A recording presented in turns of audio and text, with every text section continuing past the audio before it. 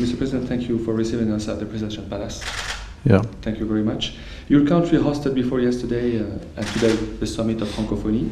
Is it important for Armenia to host this kind of event? Well, of course it's important. First of all, it's another way of a great recognition of my country worldwide. At least a big part of the world, which is the Francophone world, has been watching the event. It's on all major international news. That's number one. Number two, Armenia has become a part of Francophone community, and that's another advantage for a small country, but a country that is looking to become an active member of international community and basically using these connections for developing its cultural, political, and also economic relations with other countries. Armenian, Russian and English seem to be the main languages on the streets of Erevan here in Armenia. Why has Armenia joined La Francophonie? Well, I think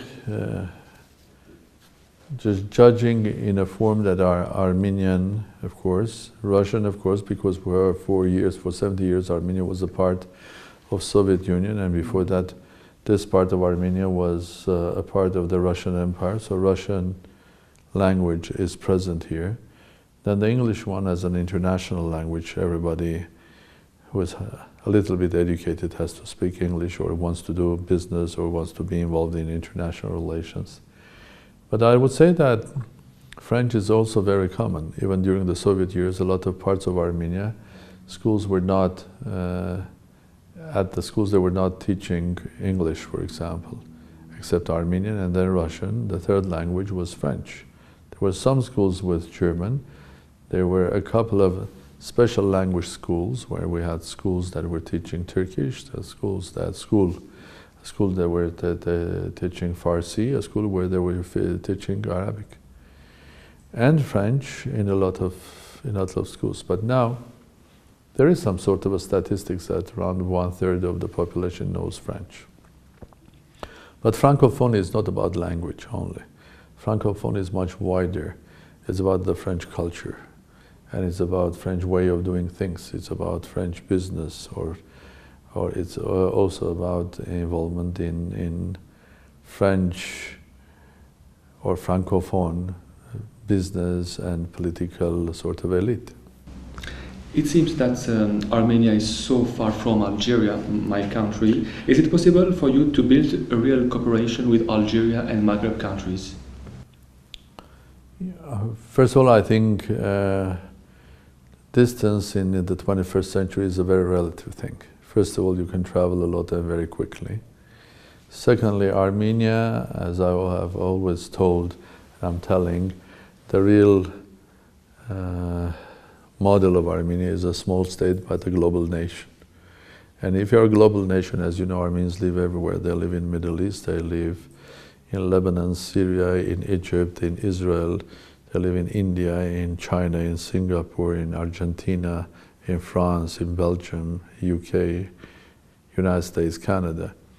So if you're a global nation, and a lot of Armenians have their connections with Africa as well, be that Central Africa, South Africa, but specifically the North Africa. And specifically countries like Egypt. If you take Egypt, for example, Armenian communities were there for ages, for hundreds of years, maybe thousands of years. They were very well developed in the society. They had big centers, first in Alexandria and Cairo. And then from there, they started moving towards the northern part of Africa from Egypt, including Algeria, including Tunis, including Morocco. It's not about the numbers of people, it's all about the quality of people, what they were doing. And most of the Armenians, starting from Middle Ages, are great traders, and they were in businesses in here and there. So for the current Armenia, for several reasons, first of all, politics is international. The more friends you have, the better. At the North Africa, by definition, people of North Africa, countries of North Africa, they are friends. Secondly, we can develop economic ties with your country. And that ties should not be in a form, if we look at the trade and exchange, it's small, it's very small. But the reality is that in the new world of 21st century, we can do much more. And Armenia is a gateway. It's a gateway to Eurasia, to Russia, Central Asia, Uzbekistan, Kazakhstan, Kyrgyzstan, to Belarus, because Armenia is a part of Eurasia Economic Union. At the same time, it's a signed agreement with European Union. So we are the only country that has this special relations both with European Union and with the Eurasia Economic Union. And being a part of Francophone countries, and especially in the 21st century, I would say, you can look at Francophonie, not like at Francophonie, but Franco-smartphony. So it's the time of smartphones. What I want to say here is the time of IT, digital technology, connectivity. Armenia has highly developed IT sector, and we are strongly connected with European, and especially with Silicon Valley in the United States. Big American companies have their daughter companies here. So Armenia probably has one of the best high-tech digital sectors in the whole region, including former Soviet Union. So for digital or virtual life, you don't need borders. So we can develop relations with Maghreb and strengthen them very quickly and make it deeper. And they should be in the area of first of all, of course, on the political area, better understanding each other, getting closer. Secondly, we can develop economic ties, be that in the form of tourism. Armenians travel worldwide, but they don't go much to Maghreb. Well, I've been traveling, I've been everywhere in the other area, but that's my personal life, not as a president, but in my previous life. But I would love our Armenian compatriots also traveling not all to the usual places, which was the Black Sea or Mediterranean, but go from the North Mediterranean to the South Mediterranean, I mean to the countries of North Africa. And the third one, as I said, we can be helpful to your country and others in the region by providing IT solutions, starting from finances, government, management, and so on and so forth. Mr. President, Armenia has been through a major political transition during the past 6 months. What does the future hold for your country? What does success look like in 10 or 20 future years? I think your question is first a question for a vision. Mm-hmm. Secondly, I think the past is the past, of course. Everybody has gone through difficult times. Every nation has gone through difficult times and good times. What we had here, and we can be pretty proud of what we have achieved here, is that at the beginning of this year we had a big transformation. I would say we had several transformations. The one is the transformation. With my inauguration, Armenia moved from presidential republic to parliamentary republic. So it's a transformation from one type of political structure to another one. First of all, it's a big transition because people have to start realizing, understanding what are responsibilities of the government, parliament, and the president indeed. It takes time. Secondly, we had another transformation or transition which was connected with the fact we had the change of a government. The government that served only 2 weeks had to resign. That was a government which was led as prime minister by the former president. So you call it revolution or a change or transformation, doesn't matter, it's a major change. And it's a challenge. Usually, you know from your own history, these sort of changes are not always peaceful. We managed to do that peacefully, and that's one of the jobs of the president, to make sure that this whole sort of transitions are held sort of in a peaceful way, according to law and order and also the Constitution. That's very important. What are we looking ahead? I would say I'm optimistic because the 21st century is a century that the dominance will be not for the states who have more oil or more gold, but the dominance will be for those countries who have more brain power, more of brain power.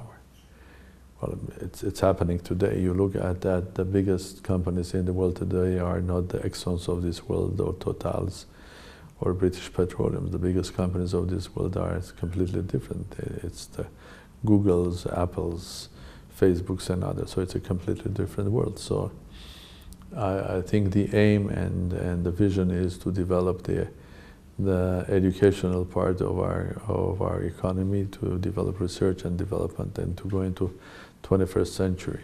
So I hope in 10 years' time you'll stay young, you'll come here, you'll see completely different Armenia. One of the first in many areas leading technologies, not only IT but high technologies. That's the vision. Mr. President, last month, in 1st of October, Armenia and the world lost a great artist and humanitarian, Charles Navour. Why was he such an important symbol for the people of Armenia?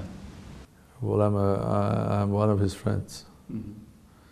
So although we had a big difference in our age, but we met years ago, mm-hmm. and that's a long story how we met and so on, and we continued our friendship for years to come. But first of all, Aznavour is a citizen of the world. He's someone that people know and recognize, and recognize and love him. He's a great poet, especially for those who really understand French. But even those songs or poems that were translated in other languages, be that English or Spanish or Italian, they sound fantastic. So he's a great artist, one of the greatest of the 20th century. It's not only my words, I have a lot of friends in musical art, great names. I don't want to give the names, but everybody considers him one of the greatest among the greatest. So he's one of the biggest ones. So first of all, he's a great artist, and everybody that understands and loves music loves Aznavour. No matter who you are you from France, from Armenia, from Russia, Japan, doesn't matter. Secondly, he is a clear symbol of the history of our nation of the 20th century, a family that basically originates from, so we call it Western Armenia, which is Eastern Anatolia, the Armenian highlands, which now are part of Turkey. So the family was forced from the region of Erzurum forced to travel or to move to Georgia. And then from Georgia, they went to France. And they were lucky that the family was not caught in the Armenian genocide of 1915. But they were under the pressure, and as a result of that, young Charles was born and educated in France in a family that was carrying Armenian culture and music and love to other musics and other cultures as well. So if you had met him, he was a real man of the world, because he was speaking many languages. He appreciated, and his family. I mean, his family was another symbol, because his sons-in-law were from Maghreb. So we are proud of him. He's one of our great sons that we should be proud of him. And what is your favorite song of Charles Navour? Well, he wrote around 1,000 songs or poems. They are not songs. Hier encore? Hier encore, j'avais 20 ans, je caressais le temps, les jouets de la vie, comme on joue de l'amour, et je vivais la nuit, sans compter sur mes jours qui fuyaient dans le temps. Hier encore. And basically, to understand that, I think that's a song that grows with you, because you will have the different feeling when you are young, when you are middle ages, and when you are getting older. And then it shows about the simple. It's a poem, or it's a sort of a short story about how we're wasting our time.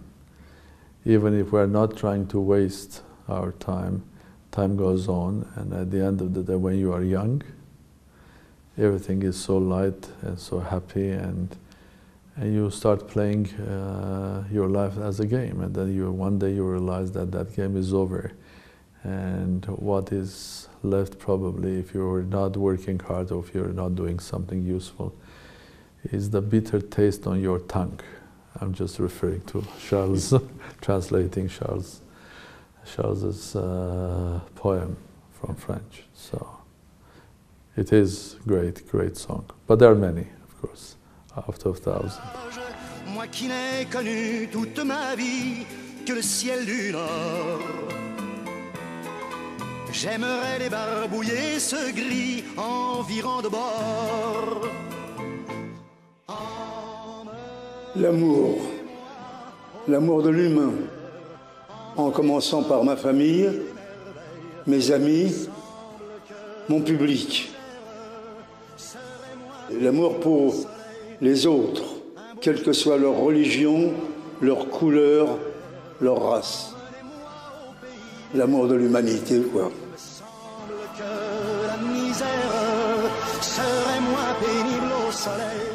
Mr. President, how is your relation now with Turkey? We don't have the relation of Armenia. We don't have diplomatic relations with Turkey. Is it a problem for your country, for you? We don't have diplomatic relations. The border is closed. There are no communications on the border.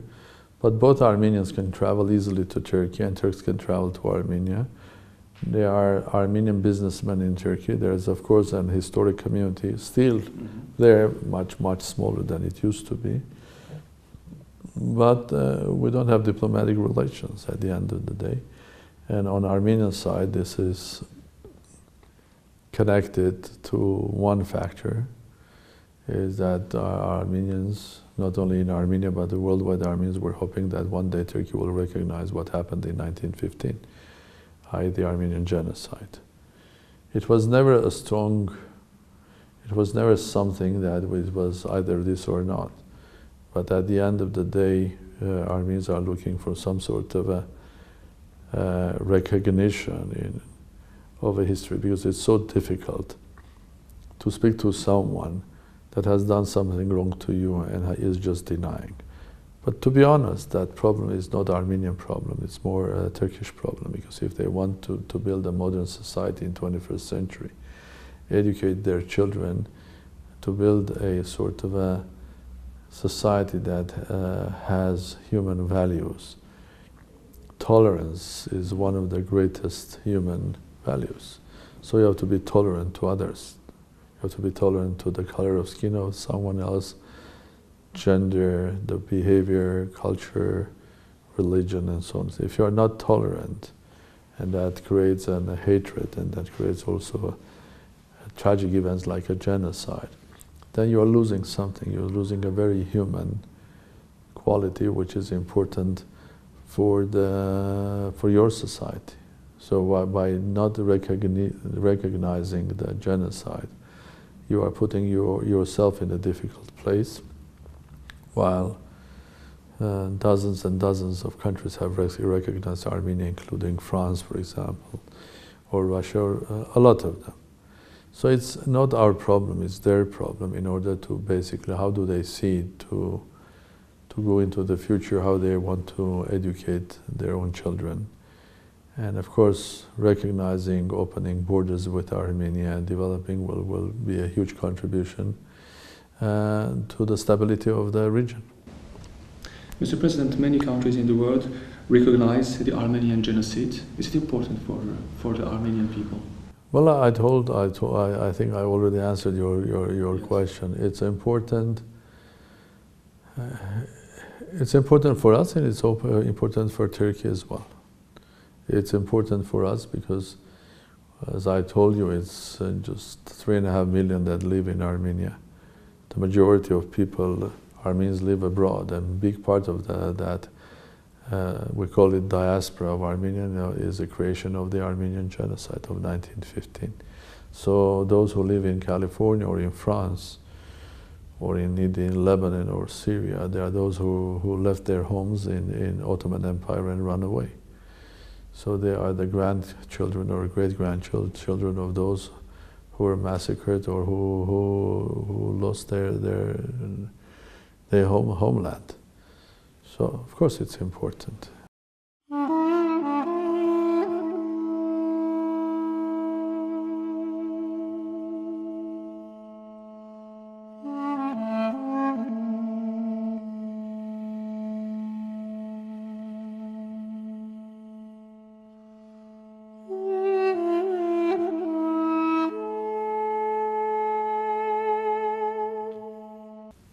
It's more than 100 years, 103 years that have gone through the start of the genocide in 1915. I mean, the big way. There were always prosecutions, but 1915 it became a real genocide. For me, it's recognition of genocide by others is important, but there's also recognition of something which is very important, that you can beat the genocide. And we're a living proof of that. A huge empire called Ottoman Empire, later Turkey, wanted to destroy a much smaller nation. They didn't succeed. This nation has not only survived, but this nation has also recovered itself, has rebuilt its country. Now, as you know, as you see, this is a beautiful country, a strong country, and it's hosting the Francophonie. شنو الحكي Mr. President? Well, shukran. عفوا.